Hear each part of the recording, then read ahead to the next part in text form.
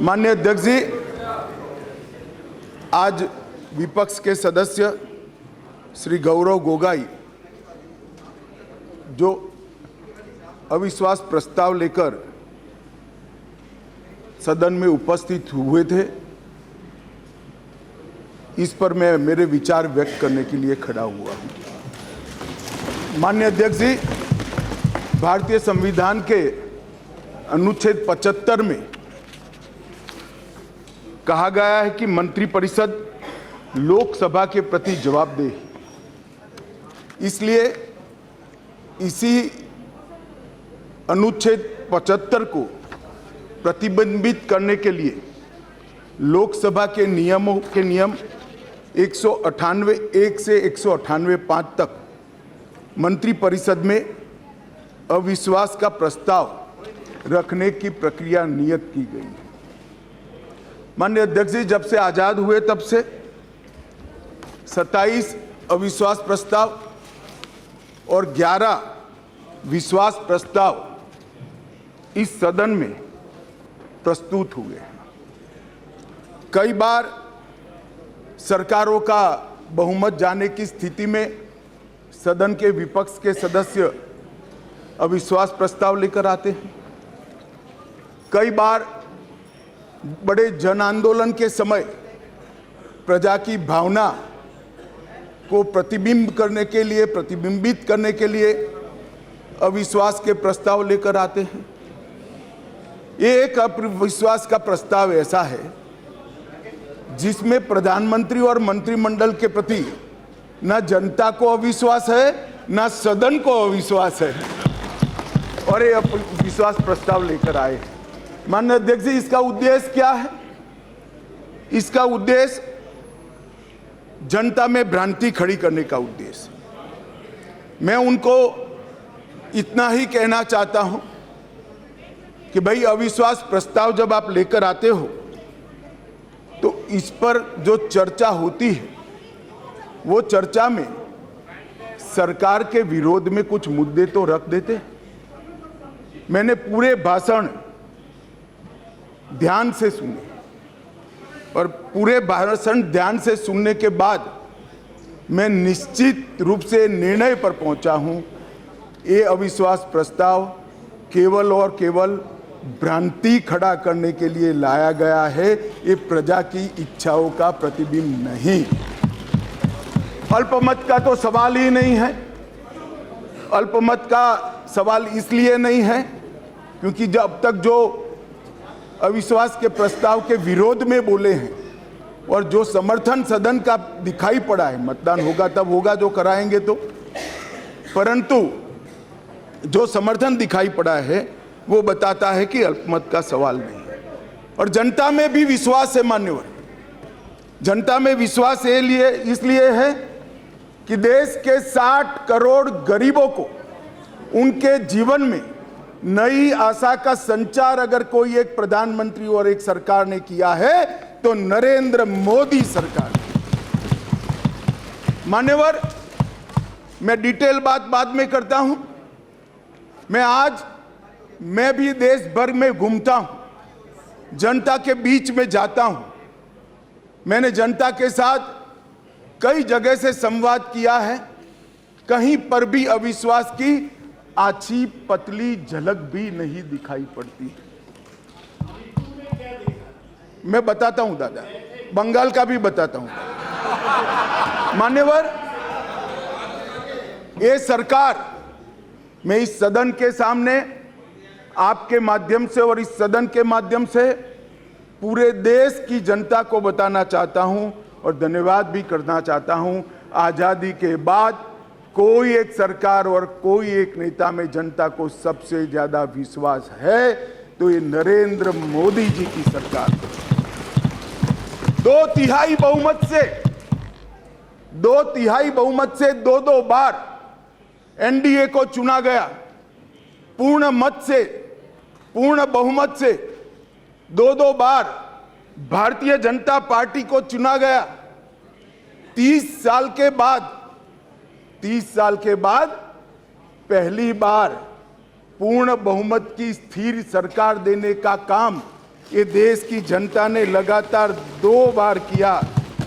और प्रधानमंत्री मान्यवर, ये प्रधानमंत्री ऐसे हैं जो आजादी के बाद देश में सबसे लोकप्रिय प्रधानमंत्री कोई है तो नरेंद्र मोदी।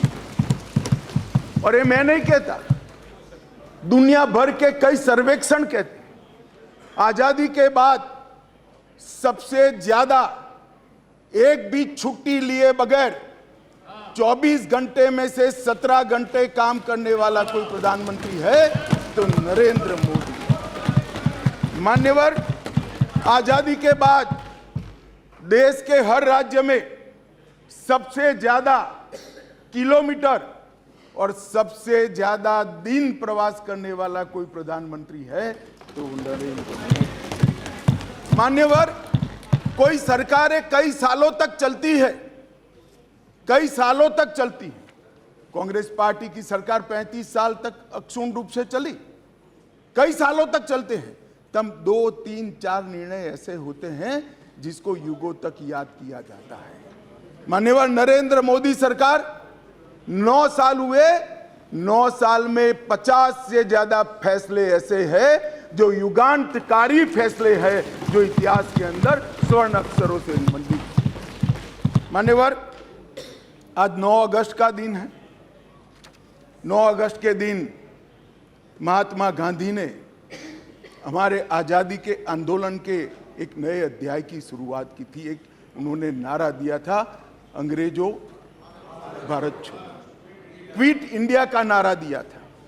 मोदी जी ने ये 9 साल के अंदर 2014 से 2023 में लगभग 9.5 साल में एक नए प्रकार का राजनीतिक युग का शुरुआत किया है। मान्यवर, लगभग 30 साल से इस देश की राजनीति भ्रष्टाचार, परिवारवाद और तुष्टीकरण के नासूर से ग्रसित रही है। सारे के सारे जनादेश, कोई भी चुनावी विजय पराजय के आंकड़ों के एनालिसिस करने वाले पंडित सारे जय पराजय को देख ले। मोदी जी के 2014 के विजय के पहले सारे जय पराजय या तो भ्रष्टाचार से प्रभावित थे, भ्रष्टाचार किया इसको हटाने के लिए आए, या तो परिवारवाद से प्रभावित थे, परिवारवाद के पीछे जातिवाद का एक अनवरत संतान भी होता है, और तुष्टीकरण से प्रभावित जनादेश थे। भारतीय लोकतंत्र को ये 3 नासुरों ने घेर लिया था। नरेंद्र मोदी जी ने भ्रष्टाचार, परिवारवाद और तुष्टीकरण को हटाकर पॉलिटिक्स ऑफ परफॉर्मेंस को तरजीह दी, और आज विकास जनता के फैसलों का निर्णय करता है। मगर फिर भी कहीं कहीं दूर तक भ्रष्टाचार भी बैठा है, बच गया है, परिवारवाद तो दिखाई ही पड़ता है, और तुष्टीकरण की राजनीति भी चलती है। इसलिए मोदी जी ने आज नारा दिया है, भ्रष्टाचार क्विट इंडिया, परिवारवाद क्विट इंडिया, तुष्टीकरण क्विट इंडिया। मान्यवर, अगर भ्रष्टाचार, परिवारवाद और तुष्टीकरण एक क्विट इंडिया अगर कर लेते हैं तो इस देश की राजनीति में मोदी जी ने 2014 से एक नए युग की शुरुआत करी है, विकास के युग की। वो हमारे स्वतंत्रता सेनानियों के कल्पना के भारत की निर्मित 2047 के बहुत साल पहले कर देगी, इसका मुझे पूरा विश्वास है। मान्यवर, अविश्वास का प्रस्ताव एक संवैधानिक प्रक्रिया है, हमें कोई आपत्ति नहीं। विपक्ष का उद्देश्य है कोई भी हो, विपक्ष का अधिकार है, अविश्वास का प्रस्ताव ले आते हैं। और मैं तो कई बार मानता हूं कि अविश्वास प्रस्ताव से पार्टियों के और गठबंधनों के चरित्र उजागर होते। कई बार अविश्वास प्रस्ताव आए, मैंने जैसे पहले कहा, मैं 3 अविश्वास प्रस्ताव का जिक्र करना जरूर चाहूंगा। 2 अविश्वास प्रस्ताव है यूपीए सरकार के खिलाफ, जो हम विपक्ष में थे तब लेकर आए थे, और एक अविश्वास प्रस्ताव एनडीए सरकार के खिलाफ था, जो यूपीए जब विपक्ष में थी तब ले गए। 1993 जुलाई में नरसिम्हा राव जी की कांग्रेस की सरकार थी, उसके खिलाफ अविश्वास प्रस्ताव आया। अब सरकार बचानी होती है, नरसिम्हा राव जी को बचानी थी। कांग्रेस का मूल सिद्धांत है येन केन प्रकारेण सत्ता में बने रहना, सत्ता में बने रहने का प्रयास करना। ना इसके लिए सिद्धांत होते हैं, ना नीतियां होती है, ना औचित्य होता है। मान्यवर नरसिम्हा राव जी की सरकार अविश्वास प्रस्ताव जीत गई और बाद में कई लोगों को जेल की सजा हुई, स्वयं नरसिम्हा राव जी को हुई, क्योंकि झारखंड मुक्ति मोर्चा को घूस देकर अविश्वास प्रस्ताव पर विजय प्राप्त करी। आज कांग्रेस भी कांग्रेस भी वहां बैठी है और झारखंड मुक्ति मोर्चा भी वहां बैठा है। मान्यवर 2008 में मनमोहन सिंह जी विश्वास प्रस्ताव लेकर आए। विश्वास प्रस्ताव के वक्त भी एक बार यहां पर बरोबर देश में वातावरण हो गया था कि इनके पास बहुमत नहीं है, बहुमत था भी नहीं। और मान्यवर इस सदन ने उस वक्त सबसे कलंकित घटना देखनी पड़ी। सांसदों को करोड़ों रुपए की घूस देनी पड़ी और हमारे ऑनेस्ट सांसद वो रुपया लेकर पीठ के सामने आए और कहा कि हमें संरक्षण चाहिए, हमें रुपया ऑफर किया गया और वो सरकार बचा ली। तो एक तो चरित्र है यूपीए का, सरकार के सामने अविश्वास का प्रस्ताव आए या कोई अविश्वास का प्रस्ताव न लाए, इसलिए विश्वास का प्रस्ताव वो स्वयं लाए। इसमें से बचने के लिए सारे सिद्धांत, सारा चरित्र, सारे लोकसभा के नियम कानून, हमारी परंपराएं, इसको त्याग कर येन केन प्रकारेण सत्ता को संभालना और सत्ता पर काबिज रहना। इसके सामने मान्यवर दूसरा एक उदाहरण है। 1999 में अटल जी की सरकार थी और अविश्वास प्रस्ताव आया। मान्यवर ये जो कांग्रेस ने किया वो हम कर सकते थे, क्योंकि 93 में नरसिम्हा राव जी ने देश के सार्वजनिक जीवन को एक एग्जाम्पल पूरा कर दिया था कि सरकार ऐसे भी बचाई जा सकती है, करोड़ों रुपया देकर भी बचाई जा सकती है। हम भी कर सकते थे, मगर हमने नहीं किया। मानिए हमने नहीं किया। हमने हमारी बात रखी। देश के प्रधानमंत्री अटल जी ने इसी सीट पर बैठकर अपनी बात रखी संसदों के सामने और जो कहा कि संसद का जो फैसला है मैं सर पर चढ़ाऊंगा, हमें कोई आपत्ति नहीं। मान्यवर सिर्फ एक वोट से सरकार गई, सिर्फ एक वोट से। क्या हम यूपीए और कांग्रेस की तरह बचा नहीं सकते थे? बचा सकते थे, मगर मैंने कहा ना कि कई बार संकट के समय गठबंधनों और पार्टियों का चरित्र उजागर होता है।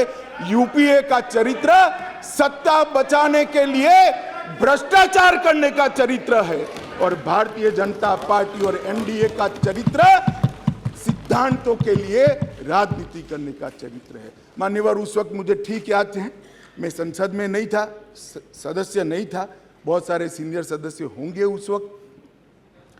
मान्यवर एक ही वोट का फर्क था और अंत में गिरधर गोमांग के वोट को हमारे उड़ीसा के पूर्व मुख्यमंत्री उस वक्त मुख्यमंत्री से शपथ ले चुके थे और वोट डालने आए थे।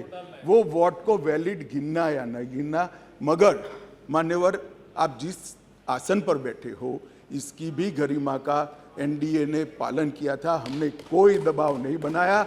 एक वोट हमारे विरुद्ध में गया, हमारी सरकार चली गई। मगर आज मैं फिर से कहना चाहता हूं गौरव गोगोई जी को, मगर जनता है जो सब देखती है, जनता है जो सब जानती है। एक वोट से हमारी सरकार गई, एक वोट से हमारी सरकार जरूर गई, परंतु अंत में क्या हुआ? बहुत बड़े बहुमत के साथ अटल जी फिर से देश के प्रधानमंत्री। मान्यवर हमारे एनडीए का कुनबा मोदी जी के नेतृत्व में, भारतीय जनता पार्टी मोदी जी के नेतृत्व में हम देश में सिद्धांतों की राजनीति को प्रस्तावित करने के लिए राजनीति में है। येन केन प्रकारेण सत्ता को बचाने के लिए राजनीति के अंदर नहीं है। और ये दो चरित्र आज इस विश्वास प्रस्ताव पर की चर्चा के माध्यम से मैं 130 करोड़ की जनता को याद कराना चाहता हूं। एक और करोड़ों रुपया खर्च कर बहुमत खरीदने वाले लोग बैठे हैं और एक बार सिद्धांत के लिए सत्ता छोड़ने वाले लोग बैठे हैं। जनता देश की जनता ने निर्णय। मान्यवर, अरे शुरुआत है, धैर्य रखो, काफी सुनना पड़ेगा। सुरेश जी, ये तो ट्रेलर है, अभी ट्रेलर है। मान्यवर, अभी बात निकली गरीब कल्याण की। हमारी साथी मंत्री अनुप्रिया जी गरीब कल्याण के सारी बातें बता रही थी। मान्यवर, गरीबी हटाओ का नारा दिया, सालों तक गरीबी हटाओ के नारे के आधार पर देश की भोली भाली गरीब जनता का विश्वास प्राप्त किया और वोट लेते रहे, जीतते रहे, गरीबी जस की तस रह गई। नरेंद्र मोदी जी ने कोई बड़े बड़े वादे नहीं किए, परंतु नरेंद्र मोदी जी के जहन में गरीबी का डंक भी था, दंश भी था, क्योंकि वो स्वयं गरीब के घर से आकर इस सबसे बड़ी पंचायत में आए थे। इन्होंने गरीब कल्याण के लिए मान्यवर,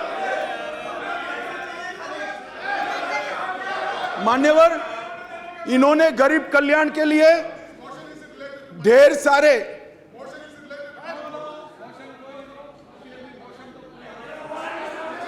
मान्यवर सुरेश जी इतने सीनियर मेंबर है, उनको अविश्वास प्रस्ताव का कैरेक्टर मालूम नहीं है। आप जब अविश्वास प्रस्ताव लेकर आते हो तो सरकार के समग्र कामकाज पर क्वेश्चन मार्क करते हो, और क्योंकि ये क्वेश्चन मार्क पॉलिटिकली मोटिवेटेड है, इसलिए मुझे सरकार के परफॉर्मेंस की चर्चा करनी पड़ेगी। मान्यवर, इस देश के करोड़ों गरीबों के नसीब में जब तक मोदी जी प्रधानमंत्री नहीं बने, धुएं से भरा हुआ घर था। मोदी जी ने 9.6 करोड़ 9 करोड़ 60 लाख गरीब महिलाओं के घर में गैस का सिलेंडर भेजा और उसकी झुंपड़ी को धुएं से मुक्त कराने का काम किया। मान्यवर, 11 करोड़ परिवार ऐसे थे, दुनिया में कोई विचार नहीं कर सकता। कई देशों की आबादी 11 करोड़ से आधी भी नहीं है, 5वें हिस्से की भी नहीं है, परंतु 11 करोड़ परिवार ऐसे थे जिनके पास मान्यवर शौचालय नहीं था। हर रोज वो घर की महिलाएं आहत होती थी। मान्यवर, इनका दर्द 55 सालों तक ये यूपीए कांग्रेस ने नहीं जाना। नरेंद्र मोदी जी प्रधानमंत्री बने और 9 साल के अंदर 11 करोड़ 72 लाख परिवारों को शौचालय देने का काम। मान्यवर, देश के बहुत बड़े तबके में और विशेषकर गरीब के घर में, दलित के घर में, आदिवासी के घर में, पिछड़े के घर में, झोंपड़पट्टी में शुद्ध पीने का पानी नहीं मिलता, फ्लोराइड युक्त पानी पीते थे, भरी जुआनी में बूढ़े हो जाते थे, बाल सफेद हो जाते थे, हड्डियां टेढ़ी हो जाती थी। मान्यवर, मोदी जी ने हर घर नल के माध्यम से 12.65 लाख करोड़, मतलब 12 करोड़ 65 लाख घरों में जल से नल पहुंचाने का काम समाप्त। मान्यवर, ये हमेशा बोलते हैं, अभी भी चुनाव में कहते हैं कि हम किसानों का कर्ज माफ करेंगे, मान्यवर, मैं पूछना चाहता हूं, 10 साल में कितना कर्ज माफ करा भाई? 4 से 14 तक आप 10 साल रहे, कितना मार्च करा? 70,000 करोड़, ठीक है ना, 70,000 करोड़। इसमें से भी 35,000 करोड़ तो नीचे बाकी रह गया है, मगर चलो मान ही ले कि 70,000 करोड़ किया। हम किसी का कर्ज माफ करने में विश्वास नहीं करते हैं, उसको कर्ज ही न लेना पड़े, ऐसी व्यवस्था। मान्यवर, इस देश के 14.5 करोड़ किसानों को 2,40,000 करोड़ रुपया इसके बैंक अकाउंट में डाला। अब देश के किसान तय करे कि एक और 70,000 करोड़ का कर्ज की लॉलीपॉप देने वाली यूपीए सरकार, और एक बार सम्मान के साथ इसके घर में सम्मान के साथ इलेक्ट्रॉनिक तरीके से 2,40,000 करोड़ भेजे। मान्यवर, आज मैं और स्पष्टता करना चाहता हूं। ये रेवड़ी नहीं है, ये रेवड़ी नहीं है। हमने ये करने से पहले एक सर्वे किया कि 2.5 एकड़ से कम जिसकी जोत है वो किसान को कितना खर्चा बेसिक खेती के काम के लिए आता है, क्योंकि वो तो मजदूर रखता नहीं है, स्वयं ही बेचारा मेहनत करता है। इरिगेशन, बीज और खाद का कितना खर्चा आता है, तो 2.5 एकड़ से कम जिसकी जोत है इसका खर्चा 6,000 आता है। मोदी जी ने 6,000 रुपया इसको दे दिया। भैया तुम ऋण ही मत, आपने तो एक बार किसान को ऋण मुक्त किया, मोदी जी ने पूरे जीवन के लिए उसको ऋण मुक्त करने का काम किया है। मान्यवर, इस देश में 50 करोड़ लोग ऐसे थे, करीब 60 करोड़ लोग, जिनके घर में बीमारी आ जाए तो पिताजी की मृत्यु हो जाएगी इसका डर नहीं लगता था, इलाज का खर्च कितना आएगा इसका डर लगता था, और वो पूरा परिवार ऋण के बोझ के तले दब जाता था। मान्यवर, मोदी जी ने 50 करोड़ लोगों को 5 लाख तक का सारा स्वास्थ्य का खर्चा माफ कर दिया। आज देश के किसी भी गरीब के घर में बीमारी आती तो 5 लाख तक का सारा इलाज, चाहे ऑपरेशन करना हो, चाहे दवाइयां देनी हो, चाहे टेस्ट कराना हो, वहां तक कि अस्पताल से घर जाने के रिक्शा के 200 रुपया भी हम दे रहे हैं। 5 लाख रुपया हर परिवार को। मान्यवर, जब हमने बैंक का अकाउंट खोलने की जनधन योजना लेकर आए तब मजाक उड़ाया जाता था। हमारे बिहार के मुख्यमंत्री नीतीश कुमार जी ने हमारा कड़ा मजाक उड़ाया कि अकाउंट तो खोल दिया, अंदर क्या डालेगा, जरा बॉनी तो कराओ। नीतीश बाबू, आज मेरी बात सुन लीजिए, हमने 49 करोड़ 65 लाख बैंक अकाउंट खोले, जिसमें 2 लाख करोड़ गरीबों के जमा है, और राज्य सरकार और केंद्र सरकार की 300 से ज्यादा योजनाओं का पैसा डीबीटी के माध्यम से जनधन अकाउंट में ट्रांसफर होता है। मगर साहब, ये जनधन योजना का क्यों विरोध कर रहे थे, समझने जैसी बात है। एक बार इस देश के तत्कालीन प्रधानमंत्री ने कहा था, जो यूपीए से ही थे, उन्होंने कहा था कि मैं दिल्ली से 1 रुपया भेजता हूं, 15 पैसे पहुंचते हैं। वो तो ठीक है, स्वीकृति की सच्चे आदमी थे, नए राजनीति में आए थे, बोल गए। मगर मैं अब आगे पूछना चाहता हूं, क्योंकि बाकी लोग तो यहीं बैठे हैं, भैया 85 पैसा कौन ले जाता था? ये 85 पैसा कौन ले जाता था? मान्यवर, 85 पैसा ये ले जाते थे जिनको इसके अंदर कटकी और बटकी करनी थी। मान्यवर, जो जनधन योजना का विरोध कर रहे हैं वो 85 पैसा एंजॉय करने वाले लोग हैं, क्योंकि अब भारत सरकार रुपया भेजती है तो सीधा रुपया पहुंच जाता है। कांग्रेस की तरह नहीं 85 पैसा, सीधा रुपया गरीब के घर में पहुंच जाता है। मान्यवर,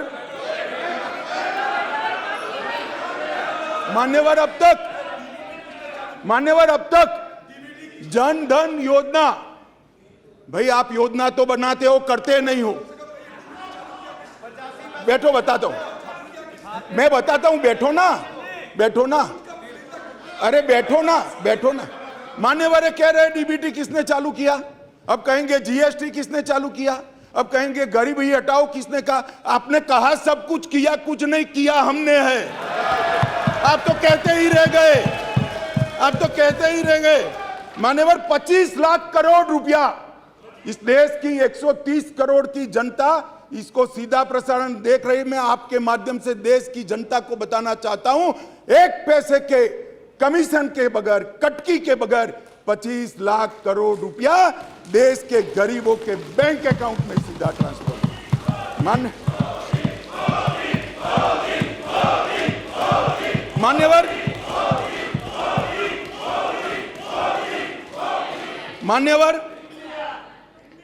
मान्यवर कोरोना आया, मान्यवर कोरोना आया, मोदी जी ने शुरुआत की पक्षापक्षी से ऊपर उठकर संघ भावना से। ये पूरे समाज की लड़ाई है, पूरी दुनिया की लड़ाई है, पूरे देश की लड़ाई है। पक्षापक्षी में नहीं पड़ना चाहिए, सबको साथ में रखकर कोरोना के खिलाफ की लड़ाई की शुरुआत हुई। और मैं आज भी कहता हूं, मैं आज भी मानता हूं कि कोरोना के खिलाफ भारत सफलता से लड़ पाया है। उसका एकमात्र कारण है सभी जगह दुनिया में कोरोना के खिलाफ सरकारें लड़ी, भारत में केंद्र सरकार, राज्य सरकार और 130 करोड़ लोग एक साथ लड़े हैं, इसलिए हम मगर जब वैक्सीनेशन आया और उनको लगा कि तो देश बच जाएगा, तो मोदी वैक्सीन मैं दो नेताओं को बरोबर याद है, समाजवादी पार्टी के अखिलेश जी और राहुल जी, दोनों ने कहा है तो मोदी वैक्सीन है, देखो लेना मत, टेस्टिंग भ्रांति।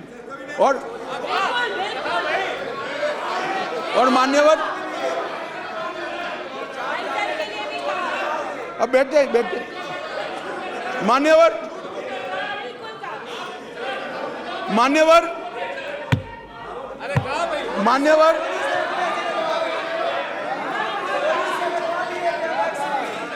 मान्यवर जनता ने वैक्सीन लेना शुरू किया।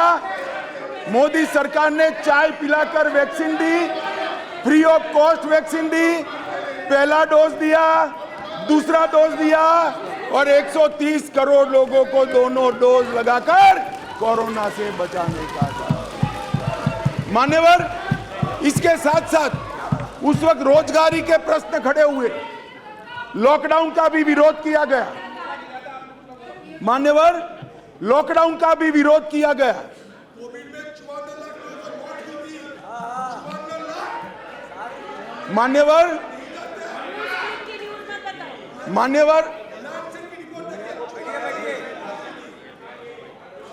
मान्यवर सबने कहा कि लॉकडाउन लगाओगे तो गरीब क्या खाए। हमारे सामने दो रास्ते थे, लॉकडाउन न लगाना और पूरे देश की जनता कोरोना में फंस जाए, लाखों करोड़ों लोगों की मृत्यु हो।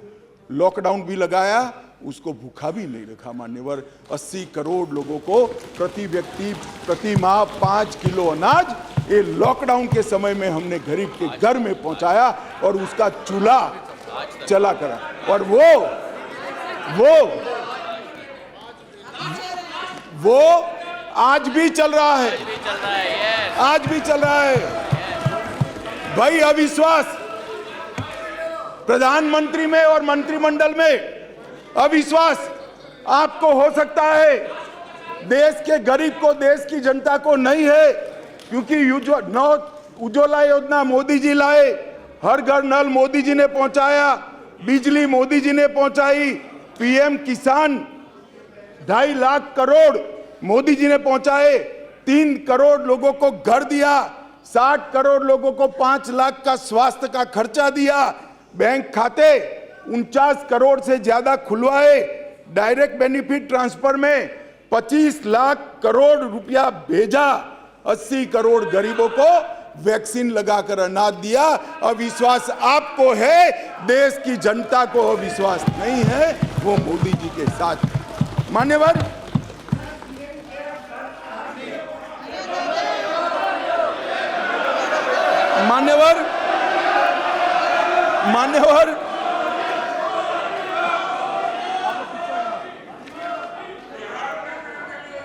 अध्यक्ष जी,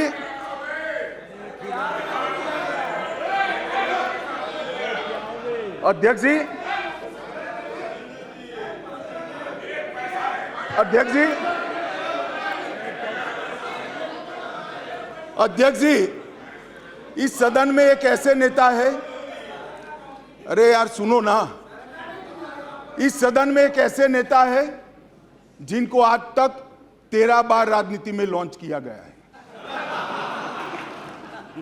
और 13 ही बार फेल गए। उनका एक लॉन्चिंग मैंने देखा है, उनका एक लॉन्चिंग यहां सदन में हुआ था। एक गरीब मां कलावती या ऐसा कुछ नाम, कलावती, बुंदेलखंड की बहन कलावती, उसके घर वो नेता भोजन करने गए और यहीं पीछे बैठकर गरीबी का बड़ा दारुण वर्णन, द्रवित हो जाए ऐसा वर्णन कर दिया। ठीक है भाई, अच्छा किया, आप इतने बड़े व्यक्ति होकर गरीब कलावती के घर पर भोजन पर गए, उसका भोजन कर लिया और इसकी वेदना को यहाँ वाचा दे दी। मगर बाद में इनकी सरकार 6 साल चली। मैं पूछना चाहता हूं वो कलावती का क्या करा? वो कलावती को घर, बिजली, गैस, शौचालय, अनाज, स्वास्थ्य, ये सब देने का काम नरेंद्र मोदी ने।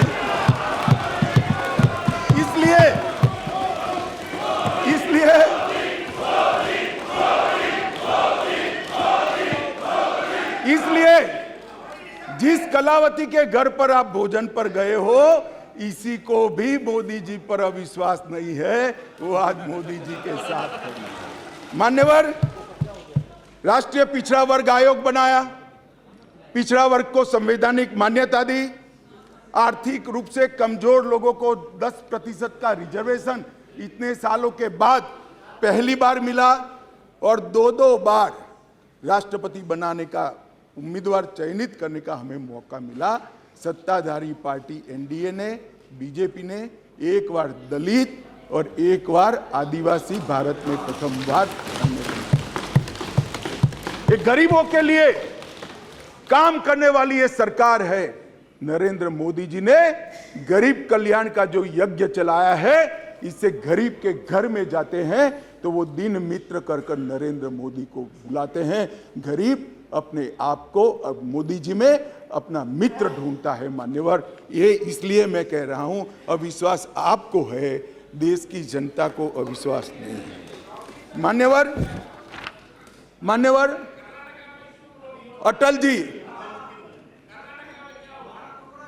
अटल जी इस देश को 11वीं अर्थव्यवस्था छोड़कर गए।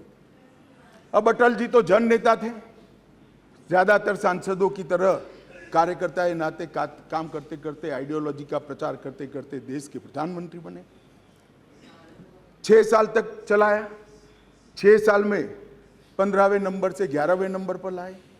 फिर एक अर्थशास्त्री प्रधानमंत्री बने। यूपीए की सरकार आई। मैं उनका धन्यवाद करना चाहता हूं कि 11वें नंबर से 12वें नंबर पर नहीं ले गए, उन्होंने 11वां नंबर संभाल कर रखा। और फिर नरेंद्र मोदी जी आए। ढेर सारे पंडित कहते थे मोदी जी देश का अर्थतंत्र कैसे संभालेंगे। मनमोहन सिंह चौपट कर गए हैं, सारे ग्राफ उल्टे हैं, सारे पैरामीटर्स आउट ऑफ कंट्रोल हैं। मगर गरीबों के घर से जन्मा हुआ ये आदमी, संघर्ष कर राजनीति में आया हुआ आदमी, सरपंच का चुनाव लड़े बगैर सफल मुख्यमंत्री बनने वाला ये आदमी नरेंद्र मोदी, इसने 9 साल में देश के अर्थतंत्र को 11वें से 5वें नंबर पर पहुंचाने का और मान्यवर मुझे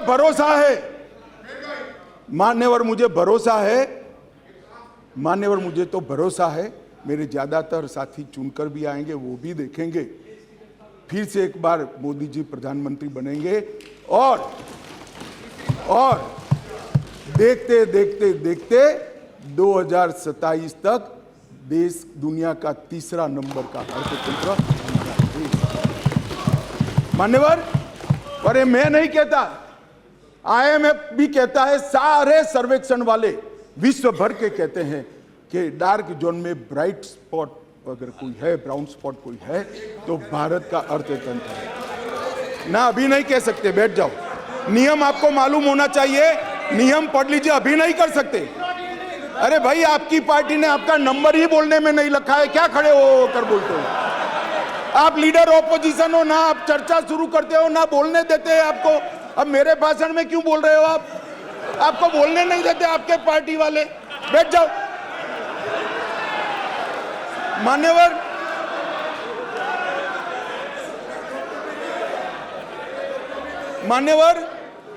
आने वाले दिनों में, आने वाले सालों में और आने वाले दशकों में दुनिया के अर्थतंत्र का, दुनिया भर के अर्थतंत्र के जो महत्वपूर्ण क्षेत्र है वो सब में दूरदर्शितापूर्ण फैसले लेकर मोदी जी ने सटीक नीतियां बनाकर भारत को इसके अंदर एक फाउंडेशन डालने का काम समाप्त कर दिया। चाहे ग्रीन हाइड्रोजन हो, चाहे इलेक्ट्रिकल व्हीकल हो, चाहे अंतरिक्ष हो, चाहे डिफेंस का प्रोडक्शन हो, चाहे इलेक्ट्रॉनिक आइटम का मैन्युफैक्चरिंग हो, चाहे क्वांटम इंजीनियरिंग के अंदर संवर्धन और R&D करना हो, और चाहे ऑर्गेनिक फूड का बाजार खड़ा करना हो।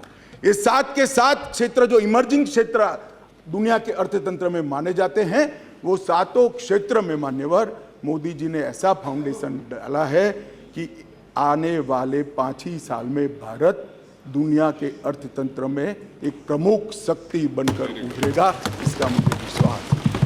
मान्यवर, इंफ्रास्ट्रक्चर की गति शक्ति के तहत सिर्फ 2024-25 तक 2 लाख किलोमीटर राष्ट्रीय राजमार्ग हम समाप्त कर देंगे। 2020-21 में 37 किलोमीटर प्रतिदिन बनाए, 148 हवाई अड्डे बने हैं। मोदी जी के आने के पहले 74 थे, अब 148 हो गए। Vande Bharat semi high speed train शुरू हो चुकी है। 99,000 करोड़ की सागरमाला परियोजना जो इंफ्रास्ट्रक्चर का बहुत बड़ा दूरगामी कदम है, वो पूरा हो चुका है।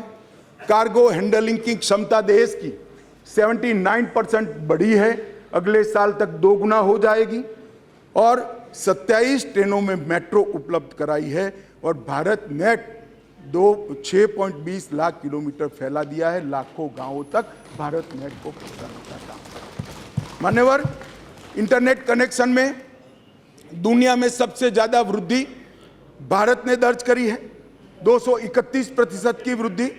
और पूर्वोत्तर के लिए भी ढेर सारे एयरपोर्ट बनाने का काम नरेंद्र मोदी सरकार ने किया है। मान्यवर, स्वास्थ्य के बजट में भी 139% की वृद्धि नरेंद्र मोदी सरकार ने करी है। पिछले 8 वर्षों में 4,85,000 करोड़ रुपया खर्च किया गया। MBBS की सीटों में 93% वृद्धि और PJ की सीटों में 100% वृद्धि कर डॉक्टर की संख्या को दुगना करने का काम नरेंद्र मोदी सरकार ने किया है। मान्यवर, इतना ही नहीं, ढेर सारे विषय मेरे साथियों ने बहुत बताया। मुझे अभी मणिपुर पर भी बात करनी है। मान्यवर, नरेंद्र मोदी जी ने समग्र विश्व के अंदर नरेंद्र मोदी जी ने भारत का सम्मान बढ़ाने का काम किया है। मान्यवर, क्लाइमेट चेंज हो या टेररिज्म, ग्लोबल नैरेटिव सेट करने का काम आज अगर कोई एक देश कर रहा है तो हमारा महान भारत कर रहा है। मान्यवर, G20 का नेतृत्व जब हमें मिला, बहुत सारे देशों को मिला, एक ही शहर में कार्यक्रम करे। आज G20 के कार्यक्रम 55 स्थानों पर कर पूरे विश्व को भारत की संस्कृति से परिचित कराने का काम नरेंद्र मोदी जी ने किया है। और साहब, इन लोगों को पसंद नहीं आता, इसलिए अविश्वास विश्व भर में एक ही ऐसा नेता है जिसको 14 राष्ट्रों का सर्वोच्च सम्मान मिला है। मैं फिर से, वैसे तो व्यक्तिगत सम्मान मिला है, मगर महान सदन में कहना चाहता हूं, मोदी जी और भारतीय जनता पार्टी की भावना है। ये 14 राष्ट्रों ने जो सर्वोच्च सम्मान दिया है, ये देश की 130 करोड़ की जनता का सम्मान, भारत का सम्मान जो नरेंद्र मोदी जी को मिला है। इसलिए आपको भले अविश्वास हो, देश की जनता को अविश्वास नहीं। मान्यवर, इस चुनाव में पता चल जाएगा दादा, इस चुनाव के काउंटिंग में पता हो चल जाएगा, और फोन करना मुझे।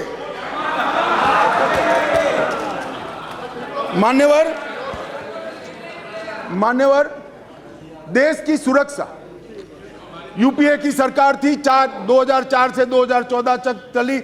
आए दिन आतंकवादी घुस जाते थे, आलिया मालिया जमालिया घुसते थे और जवानों के सर काट कर ले जाते थे।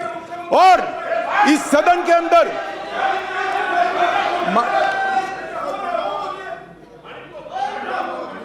थक जाएगा, तुम मत बोलो, वो थक जाए, मैं नहीं थकूं। मान्यवर, सरहद के उस पार से आतंकवादी घुस जाते थे और जवानों के सर काट कर ले जाते थे, कोई जवाब नहीं देता था। 2 बार पाकिस्तान ने हिमाकत की, एक बार सर्जिकल स्ट्राइक और एयर स्ट्राइक, दूसरी बार एयर स्ट्राइक कर पाकिस्तान के घर में घुसकर आतंकवादियों का खात्मा करने का काम नरेंद्र मोदी।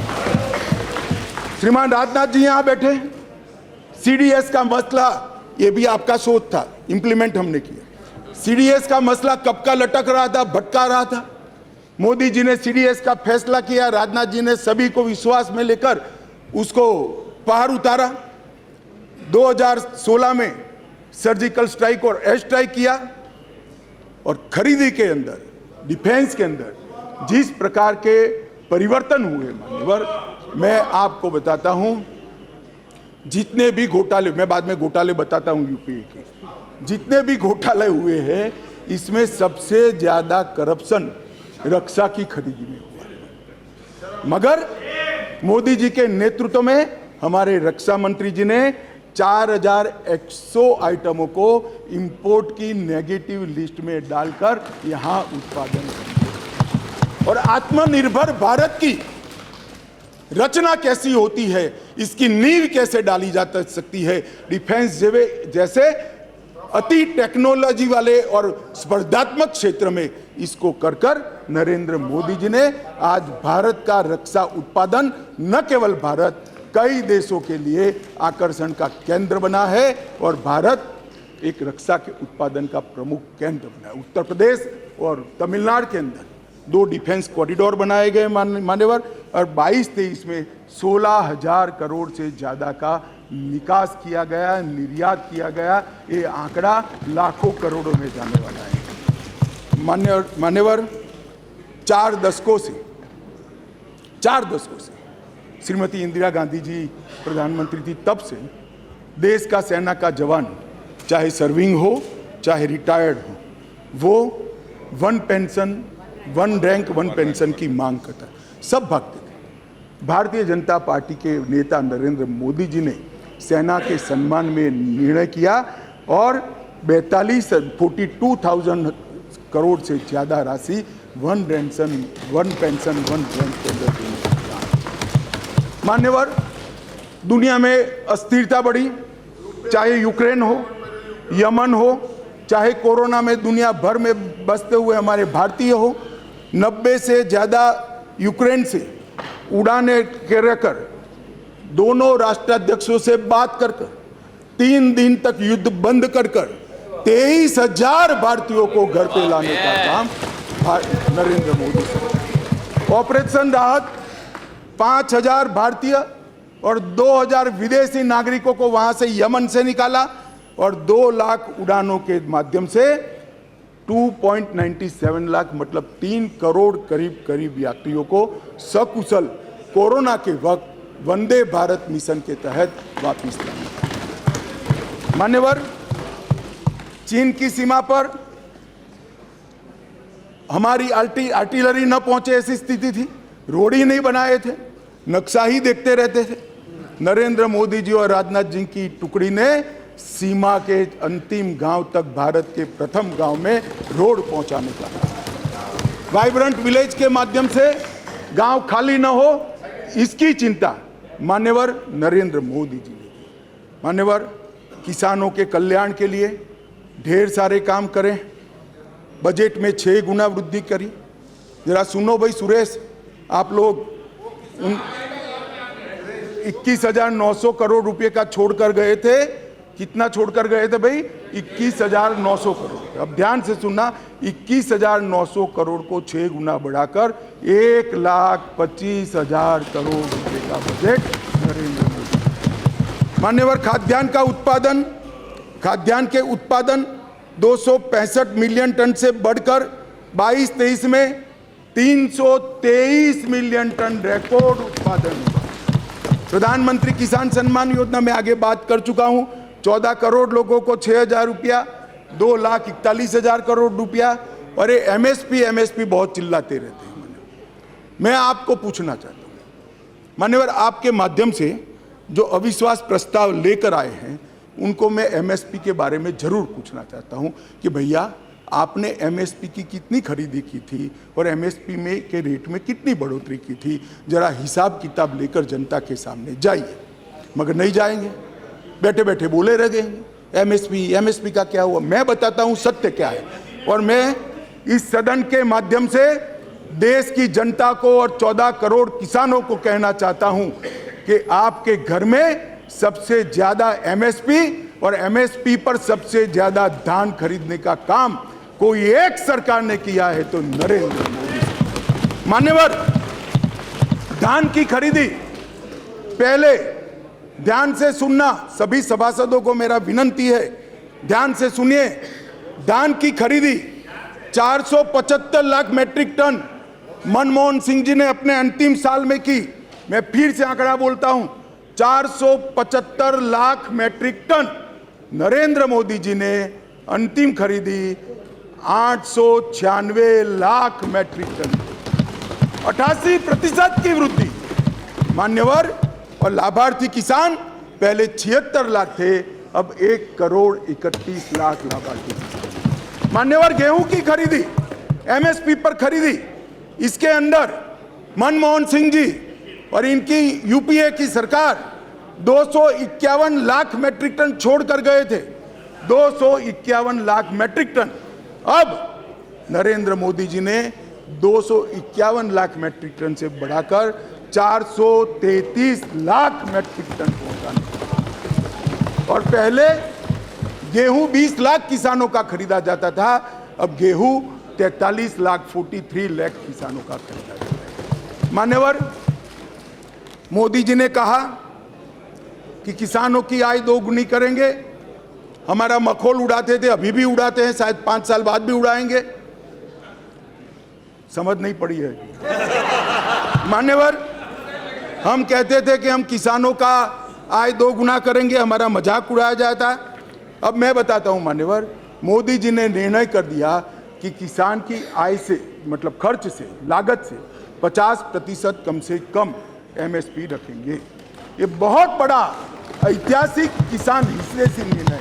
मान्यवर, धान की एमएसपी जो 1310 थी, मैं फिर से एक बार ध्यान आकृष्ट करना चाहूंगा, मनमोहन सिंह जी, यूपीए सरकार, जिनको हम पर अविश्वास है, वो यूपीए सरकार धान के एमएसपी 1310 छोड़कर गई। कम खरीदते थे मगर रेट 1310 था, हमने ज्यादा खरीदा और उसके दाम को भी 1310 से बढ़ाकर 2040 बने। मान्यवर, गेहूं 2013-14 में 1400 रुपया एमएसपी छोड़ कर गए थे डॉक्टर मनमोहन सिंह, यूपीए, और आज 2013-14 में 1400 से बढ़कर 2125 रुपया एमएसपी का मिला। हमने गेहूं ज्यादा भी खरीदा और गेहूं का दाम भी ज्यादा दिया। मान्यवर, ये ना ही किसान हितैषी है, ना एक गरीब हितैषी है, ना एक पिछड़ा हितैषी है। उनको अपने परिवारों के अलावे किसी का ध्यान नहीं है। और इसलिए मोदी जी ने आज कहा है, 9 तारीख को आज कहा है, 9 अगस्त को, परिवारवाद ट्वीट इंडिया, भ्रष्टाचार और तुष्टीकरण। मान्यवर,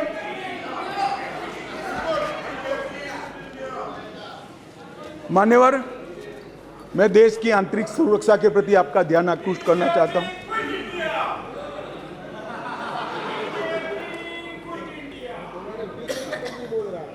भाई, अभी भी सत्यता स्वीकारो, नहीं तो जो होए उसके भी आधे हो जाओ। मान्यवर, मैं देश की आंतरिक सुरक्षा के प्रति इस देश की जनता का आपके माध्यम से और महान सदन के माध्यम से, मान्यवर, पीएफआई कई सालों से देश को तोड़ने की, देश की जनसांख्यिकी बदलने की और देश के अंदर आतंकवाद के बीज बोने का काम कर रही थी। एक ही दिन में सितंबर 22 में 15 राज्यों में 90 से ज्यादा स्थानों पर रेड कर पीएफआई पर बैन लगाकर जेल की सलाखों के पीछे डाल दिया। मान्यवर, देश भर में पीएफआई को हमने बैन किया। दुनिया भर में भागे हुए गुनहगारों को आज वापिस लिया जाता है। एनआईए के 9 घनघोर आतंकवादी कृत्य करने वाले लोगों को दुनिया भर से चून उठाकर हम वापिस लाए और 6 राज्यों की पुलिस को भी उनको वापिस लाए। सचिन बिश्नोई सिद्धू मूसावाले की हत्या का आरोपी था, उसको भी वापिस लाए और तंवर राणा का भी केस अंतिम सुनवाई तक पहुंचा है। मुझे भरोसा है बहुत कम समय में बॉम्बे के बम हमले के आरोपी राणा को भारत की कानून की अदालत के तहत लाया जाएगा। मान्यवर, विदेश में भारतीय दूतावासों पर लंदन, ओटावा, सैन फ्रांसिस्को पर जो हमले हुए वो तीनों मामलों को हमने एनआईए को सौंपा है। और मान्यवर, लगभग मैं यूएपीए को कठोर करने का निर्णय बिल लेकर आया था यहाँ पर, और उस सदन में दिग्विजय सिंह कहते थे इसका दुरुपयोग होगा। मैं आज सदन को बताना चाहता हूँ, विपक्ष को भी बताना चाहता हूँ, यूएपीए का उपयोग टेररिस्ट कृत्य करने वाले इनके खिलाफ होता है। हम किसी को डरने की जरूरत नहीं है। उस वक्त भी मैं नहीं समझ सकता था आपको क्यों डर लग रहा है, परंतु जिन्होंने टेररिस्ट कृत्य नहीं किया उसको डरने की जरूरत नहीं है। लगभग 54 व्यक्तियों को हमने यूएपीए के तहत आतंकवादी घोषित किया, इंटरनेशनल मान्यता लाए हैं और एक में भी विवाद नहीं हुआ है। कोई राजनीतिक दुरुपयोग मान्यवर नहीं है। मान्यवर, अभी गोगाई जी नारकोटिक्स का बात करते थे, वो कहते थे कि नारकोटिक्स का चलन बढ़ गया है। मान्यवर, इनकी समझ में थोड़ा फर्क है, मैं बाद में दुरुस्त करता हूँ इसको। मान्यवर, मोदी जी ने 2014 से गृह मंत्रालय के अधीन, पहले श्रीमान राजनाथ जी थे, अब मैं गृह मंत्री के रूप में काम कर रहा हूँ, नारकोटिक्स पर 0 टॉलरेंस की नीति को हमने अपनाया। एनकोड 2019 में बनाया गया, फिर इसको 4 स्तरीय किया गया। एनकोड पोर्टल डेटा इंटीग्रेशन और नॉलेज मैनेजमेंट सिस्टम के पोर्टल बनाए गए। मादक पदार्थ की तस्करी के विस्तृत जांच के लिए जेसीसी, जिसमें ढेर सारे डिपार्टमेंट और सरकारें होती है, इसका गठन किया गया। Dedicated anti narcotics task force राज्यों में बनाई गई। राष्ट्रीय नारकोटिक कैनाइन पूल की स्थापना की गई और 75वें स्वतंत्रता दिवस के मौके पर 1,65,000 किलोग्राम नारकोटिक्स को जलाया गया और अब वो टोटल आज़ादी के अमृत महोत्सव के 1 वर्ष में 10 लाख किलो पहुंच गया है। अब मैं जो गोगाई जी कहते थे इसका जवाब दिया। मान्यवर, आंकड़े किसी की शर्म नहीं रखते, आंकड़े बेशर्म होते हैं और आंकड़े हमारे कामों से खड़े होते हैं। आंकड़ों को बाद में बदला भी नहीं जा सकता। अब 2006 से एक सरकार थी यहाँ, यूपीए की सरकार थी, जिसको हम पर थोड़ा अविश्वास है। 2006 से 13 का समय उनका ही था। उसमें क्या हुआ, जब्त की गई ड्रग 1,52,000 किलो थी। मैं फिर से सदन का और सदन के माध्यम से देश का ध्यान आकृष्ट करना चाहता हूँ। जब्त की गई ड्रग 1,52,000 किलो थी और 2014 से 22 तक 1,52,000 करोड़ से बढ़कर 3,73,000 किलोग्राम ड्रग्स हमने जब्त किया। गोगाई जी, 181% वृद्धि हुई और कीमत, गांजा पकड़ लेना, भांग पकड़ लेना एक बात है, जो महंगे और शरीर को ज़्यादा नुकसान करने वाले और पैसे की दृष्टि से नुकसान करने वाले जो नारकोटिक्स के पदार्थ हैं, वो कीमत से मान्यवर 2006 से 13 में 768 करोड़ की ड्रग पकड़ी गई।